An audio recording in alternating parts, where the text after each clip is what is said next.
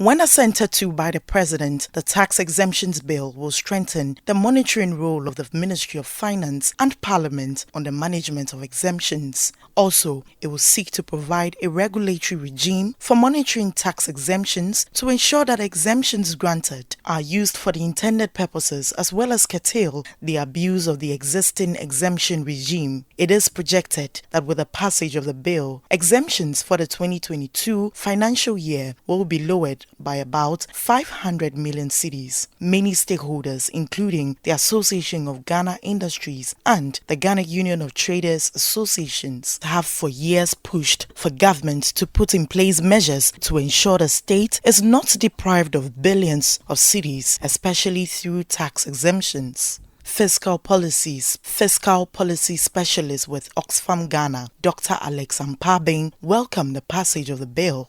I think this is a very welcoming news for us to know that the tax exemptions bill has been passed because this is something not only civil society organizations in Ghana, but also tax experts and even the citizenry in general have all been advocating for the passage of this exemptions bill for so many years. And the reason is simple, because you don't really have a way to streamline granting of tax exemptions in Ghana. There are exemptions which can be granted as part of strategic exemptions coming from the executive arm. We can also have some negotiated also on behalf of government by the Ghana Investment Promotion Center. So there are so many ways businesses coming to Ghana could go about getting exemptions granted. Dr. Ampabing further urged the government to be accountable for the taxes exempted in the year. What I hope it happens is that it shouldn't just be one of those paperworks, but it should be a document that should be followed through, especially as we report on our debt. I hope that the finance minister will be reporting periodically on the exemptions that we have given out, so we're able to tell what we got back in return.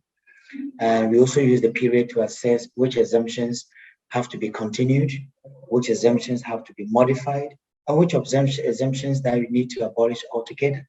Because part of having the exemptions bill passed is to be able to regulate the sector, be able to assess what we are giving out and what we are getting in return. So at least it gave us a kind of a road map in assessing what we are giving away. So I hope next year by now we should be in a better position to assess what we have been giving away and what have we gained in return.